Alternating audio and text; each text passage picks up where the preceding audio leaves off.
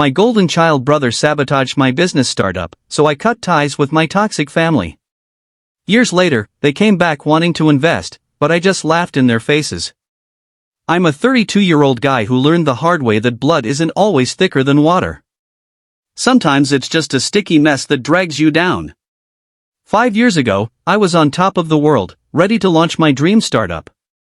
Now, I'm even higher, but the view from up here is bittersweet when I think about the family I left behind.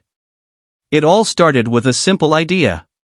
I'd always been the tech geek of the family, tinkering with computers since I could reach the keyboard. My older brother, he was the golden child, the charismatic one, the one who could charm the skin off a snake. Mom and Dad thought the sun shone out of his ass. Me, I was just the weird kid who spent too much time in his room. But I had a plan. I'd been working on a revolutionary app for small businesses, something that could streamline their operations and potentially save them thousands.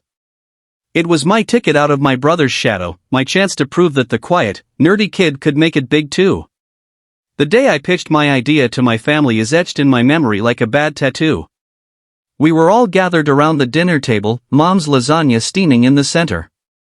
I cleared my throat, heart pounding. So, I've got some news, I started, my voice shaking slightly. I'm starting my own company, an app for small businesses. I've got investors lined up and everything. The silence that followed was deafening. Then my brother let out a snort. You start a company? That's cute. I felt my face flush. It's not a joke. I've been working on this for months. It's going to be big. My dad leaned back in his chair, a skeptical look on his face. Son, running a business isn't like fixing computers in your bedroom. It takes real-world skills, people skills. Maybe you should reconsider.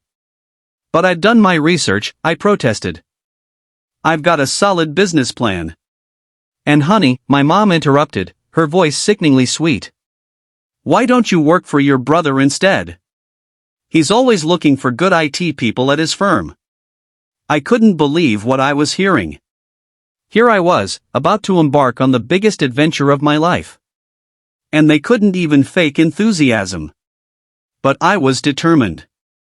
I'd show them all. The next few months were a whirlwind. I poured everything I had into my startup. Late nights, early mornings, countless cups of coffee. My social life, non-existent. My savings, dwindling. But I was making progress. The app was coming together, and the initial feedback from beta testers was overwhelmingly positive. Then, just as things were starting to gain momentum, disaster struck. It was a regular Tuesday morning. I was at my favorite coffee shop, hunched over my laptop when my phone buzzed. It was an email from one of my biggest potential investors. My heart sank as I read it. We regret to inform you that we will be withdrawing our offer of investment. I couldn't believe it. This investor had been excited about my project just last week. What had changed? As I scrolled through the email, my confusion turned to horror. It has come to our attention that there are serious concerns about the viability and originality of your product. We've received information suggesting that key components of your app may be derived from existing software. My mind was reeling. This was impossible. Every line of code was original. Every idea my own. Who could have? And then it hit me. My brother. He was the only one who had access to my detailed business plan. The only one who knew the ins and outs of my app. I had shared everything with him, hoping to finally impress him, to finally earn his respect. I called him immediately, my hands shaking with rage. What did you do? I demanded as soon as he picked up. Whoa, little bro, what's with the hostility? His voice was calm, almost amused. Don't play dumb. You sabotaged my startup. You told my investors that I stole my ideas. Why? There was a pause, then a chuckle that sent chills down my spine. Oh, that. Well, you see, I couldn't let you embarrass the family with your little pipe dream. Besides, did you really think you could compete with me in the business world? I was just saving you from inevitable failure. I felt like I'd been punched in the gut. My own brother, the person I'd looked up to my entire life, had deliberately destroyed my dreams. And for what? To protect his ego? To keep me in my place? You're dead to me, I whispered, my voice shaking with emotion. You and this whole toxic family, I'm done. I hung up before he could respond. Then in a fit of rage and hurt, I did something I never thought I'd do. I packed a bag, emptied my bank account, and walked out of my apartment, leaving everything else behind. No note, no forwarding address. I was going to start over, somewhere far away from the poison that was my family. The next few years were tough. I moved to a new city, changed my name, and started from scratch. I took odd jobs, lived in crappy apartments, and slowly rebuilt my life and my dream. It wasn't easy, but every struggle, every setback, just fueled my determination. I was going to succeed, not just for myself, but to prove them all wrong. And succeed I did. 3 years after that fateful day, my app launched. It wasn't the same one I'd originally planned. This one was better, more innovative, more revolutionary, and it took off like a rocket. Within 6 months, we were the talk of the tech world. Within a year, we were valued at over $100 million. I should have been ecstatic. I had everything I'd ever dreamed of. Success, recognition, financial security. But there was still a hole in my heart, a nagging voice in the back of my mind that wondered what my family would think if they could see me now. Then, on a rainy Tuesday afternoon, my past came knocking, literally. I was in my office reviewing some contracts when my assistant buzzed in. Sir, there's a family here to see you. They say they're your parents and brother. My blood ran cold. How had they found me? I'd been so careful, changing my name, keeping a low profile. But I guess money and success have a way of making you visible. For a moment, I considered telling my assistant to send them away, but curiosity got the better of me. I wanted to see their faces, to confront them with the success they never believed I could achieve. Send them in, I said, my voice steady despite the turmoil in my gut. They walked in, and it was like looking at ghosts from my past. My mom, her hair grayer than I remembered. My dad, looking smaller somehow, less imposing. And my brother, his once confident swagger replaced by a nervous shuffle. Son, my mom started, her voice trembling. We've been looking for you for so long. I leaned back in my chair, keeping my face impassive. Well, you found me. What do you want? My brother stepped forward, a forced smile on his face. Little bro, you've done amazing for yourself. We always knew you had it in you. I couldn't help but let out a bitter laugh. Really?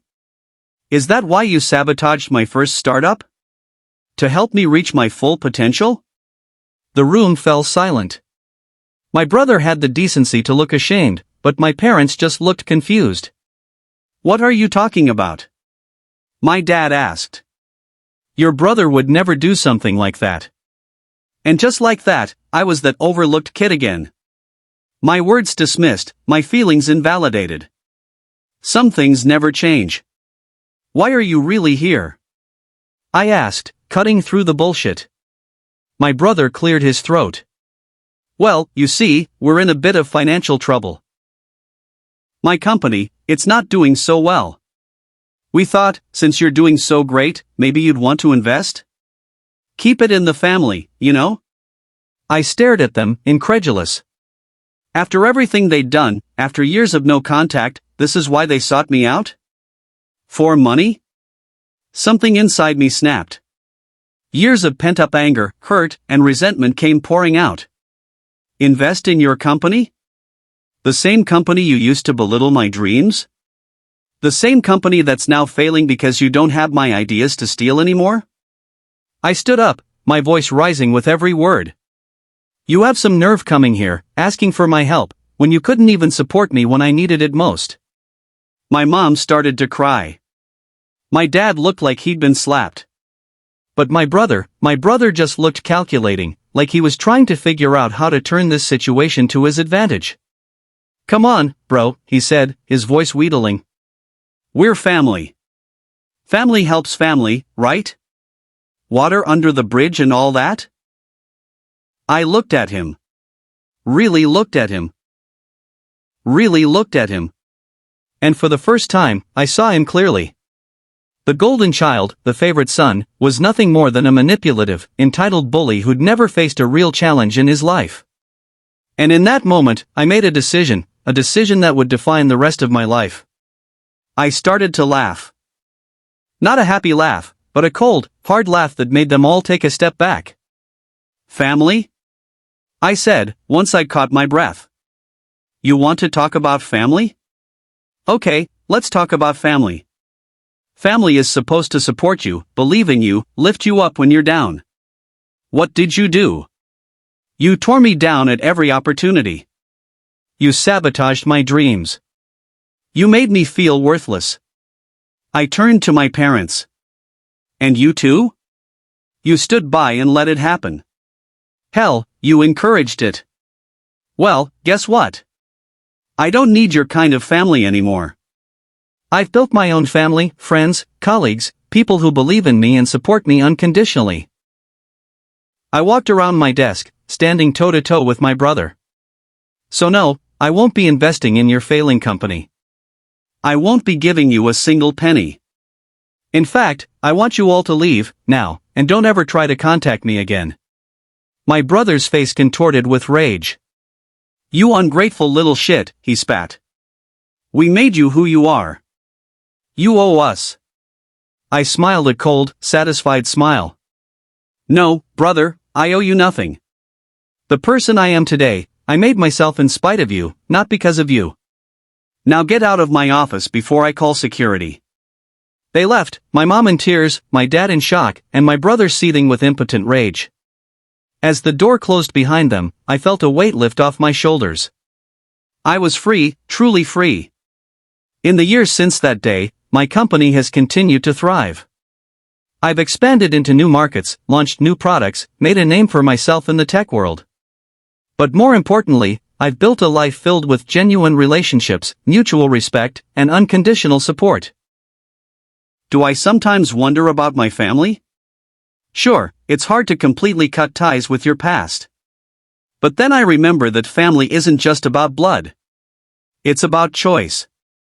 It's about surrounding yourself with people who believe in you, who support your dreams, who lift you up instead of tearing you down. I chose to walk away from toxicity and build something better. And you know what? I've never looked back. So to my dear family, wherever you are, thanks for the life lessons. They were hard-earned, but they made me who I am today. And who I am is pretty damn awesome.